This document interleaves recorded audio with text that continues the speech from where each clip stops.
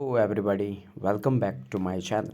जैसा कि हम सभी अपने पिछले वीडियो में वाकाटक वंश और पुष्यवती वंश के बारे में पढ़े थे, आज हम सभी पल्लव वंश और चोल वंश को देखेंगे। तो स्टार्ट करते हैं।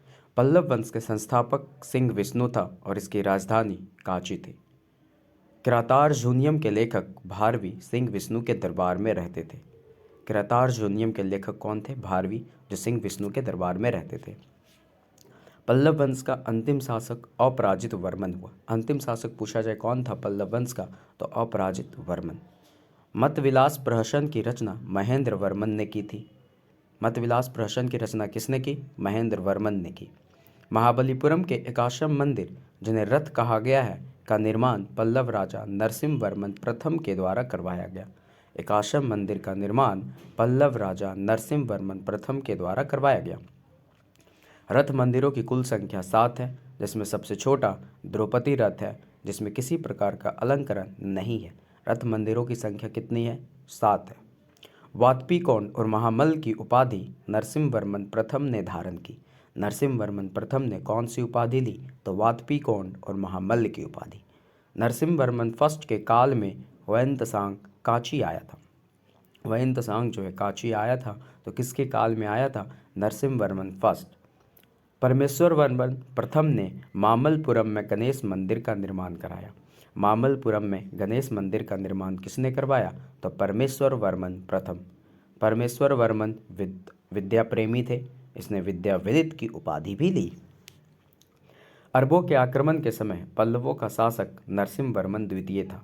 अरबों के आक्रमण के समय पल्लवों का शासक कौन था? तो नरसिंह वर्मन द्वितीय था। नरसिंह वर्मन द्वितीय ने राजा सिंह, आगम प्रिय और शंकर भक्त उपाधि धारण की। नरसिंह वर्मन द्वितीय ने राजा सिंह, आगम प्रिय और शंकर भक्त उपाधि धारण की।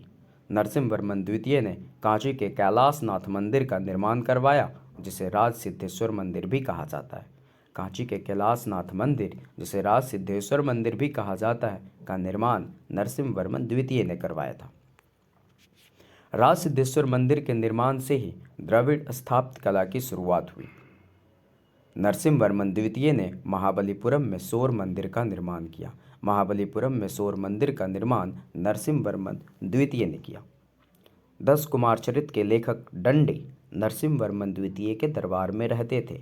10 कुमार चरित के लेखक कौन थे? तो दंडी। कांची के मुक्तेश्वर मंदिर तथा बैकुंठ पेरुमाल मंदिर का निर्माण नंदी वर्मन द्वितीय ने करवाया। मुक्तेश्वर मंदिर और बैकुंठ पेरामल मंदिर का निर्माण नंदी वर्मन द्वितीय ने करवाया। वैष्णव संत तिरुमड्गई अलवार नंदी वर्मन द्वितीय के समकालीन थे। वैष्णव संत तिरुमड्गई अलवार जो थे वो नंदी वर्मन द्वितीय के समकालीन थे। नेक्स्ट हम लोग चोल वंश देखते हैं। तो पल्लवों के बाद चोल वंश स्थापित हुआ। इसके संस्थापक विजयालय थे और जिसकी राजधानी तंजाई या फिर तंजावुर थी।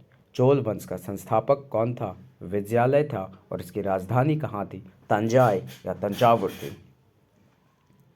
तंजावुर का वास्तुकार कुजर मल्लन राजराज पेरुथच्चन था। तंजावुर का वास्तुकार कौन था? तो कुजर मल्लन राजराज पेरुथच्चन था। विजयालय ने नरकेसरी की उपाधि धारण की और निशुंभ सूदनी देवी का मंदिर बनवाया। विजयालय ने नरकेसरी की उपाधि धारण की और कौन सी देवी का मंदिर बनवाया? तो निशुंभ सूदनी देवी का मंदिर बनवाया। चोलों का स्वतंत्र राज्य आदित्य प्रथम ने स्थापित किया। चोलों का स्वतंत्र राज्य किसने स्थापित किया? आदित्य प्रथम ने स्थापित किया। आदित्य प्रथम ने कोदंडराम की उपाधि धारण की। कोदंडराम की उपाधि किसने ली? तो आदित्य प्रथम ने। तक्कोलम के युद्ध में राष्ट्रकूट नरेश कृष्ण तृतीय ने परांतक फर्स्ट को पराजित किया और इस युद्ध में परांतक का लड़का राजादित्य मारा गया। तक्कोलम का युद्ध किसके बीच हुआ? तो राष्ट्रकूट नरेश कृष्ण तृतीय और परांतक फर्स्ट के बीच, और इसमें परांतक का लड़का राजादित्य मारा गया। राजराज फर्स्ट ने श्रीलंका पर आक्रमण किया और वहां का राजा महिम फाइव श्रीलंका के रोहन में जाके शरण ले ली। राजराज फर्स्ट ने जब श्रीलंका पर आक्रमण किया तो वहां के राजा महिम फाइव ने श्रीलंका के रोहन में जाके शरण लिया। राजराज फर्स्ट ने मुमिट चोल मंडलम नया प्रांत बनाया और इसकी राजधानी पोलनरुवा को बनाया।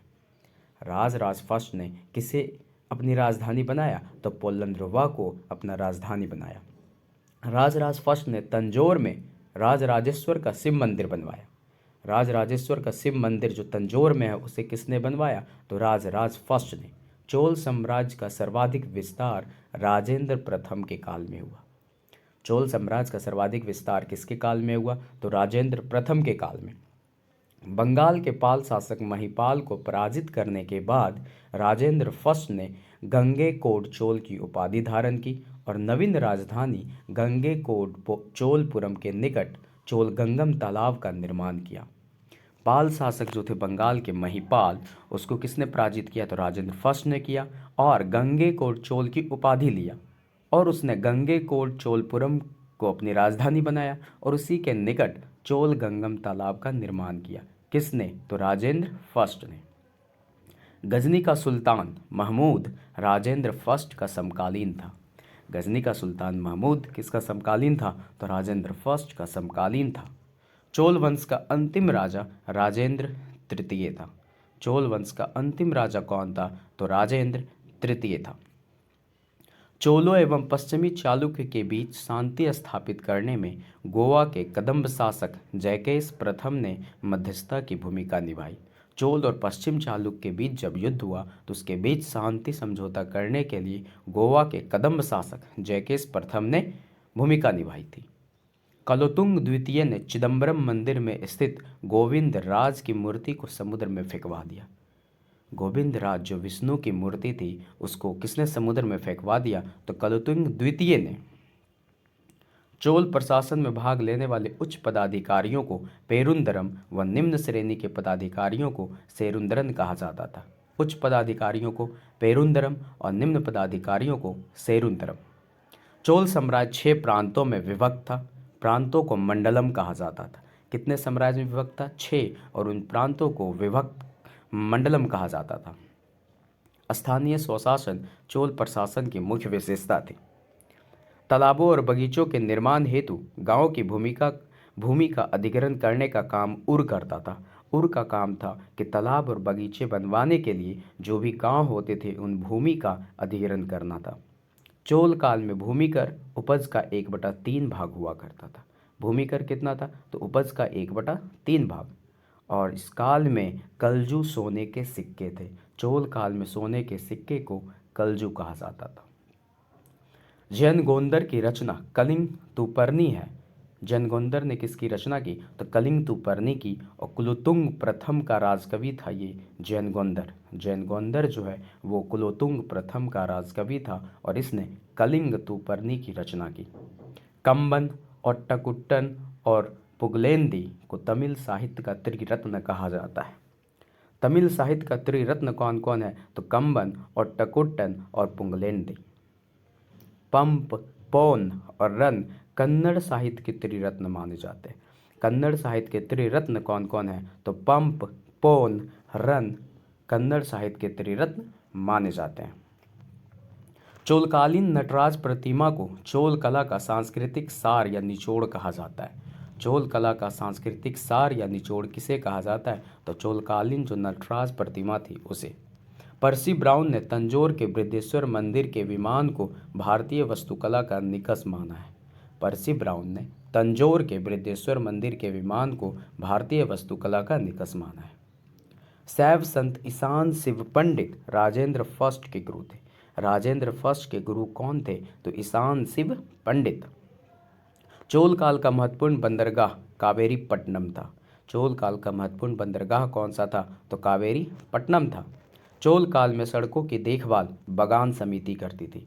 बगान समिति का काम था सड़कों की देखभाल करना। चोल काल में वस्तुओं के आदान प्रदान का आधार धान था। चोल काल में जो वस्तुओं का लेन देन होता था उसके लिए धान जो है वो बेस था। विष्णु के उपासक अलवार, शिव के उपासक नयनार संत कहलाए।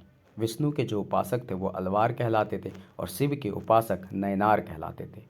चोलों की राजधानी का जो कालक्रम है वो सबसे पहले थी उरेयूर, फिर बना तंजौर, फिर बना गंगेकोंड, फिर बना चोलपुरम और लास्ट कांची। चोलों की राजधानी का कालक्रम क्या है? तो उरेयूर, तंजौर, गंगेकोंड और चोलपुरम और फिर कांची। Thank you. आप इसको फिर से रिकॉल कर सकते हैं, रिकॉल कीजिएगा। नेक्स्ट वीडियो आपको नेक्स्ट डे मिल जाएगा।